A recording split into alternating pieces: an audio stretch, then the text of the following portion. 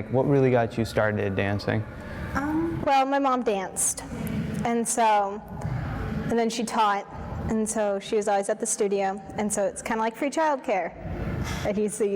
And everybody puts their kids in ballet class, like it's just something you do. I like the way it feels because you are putting all your effort into it, but it looks like it's so easy. Like you look effortless, and you look like you're literally like just walking around, leaping in the air. It's fine. When really like you're behind it, you're breathing. What do you enjoy about like being able to practice your dances and then go perform them? There are some places where you don't perform, and you just like take class. Like I know a lot of studios like that.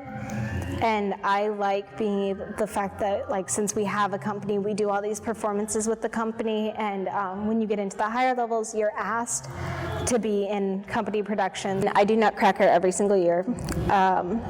I've been in Giselle, I've done Swan Lake, I've done Romeo and Juliet, I've done Coppelia.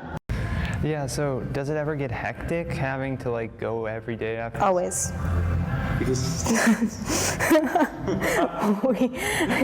Yeah, I go straight home after school and I probably eat food and then I get ready and I come straight here and I'm here until probably 8:30.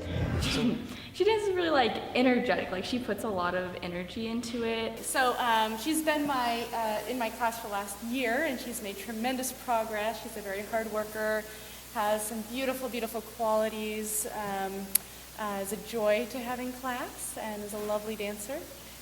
You know, she's at an age where not only is she getting stronger, but she's also getting more performance experience, which is exciting to see her express herself on stage, as she did recently in Giselle, the company's professional performance at the Kaufman Center. One thing I've always honestly wanted to know is like, I know the ballerina dancers, they always have their in the point.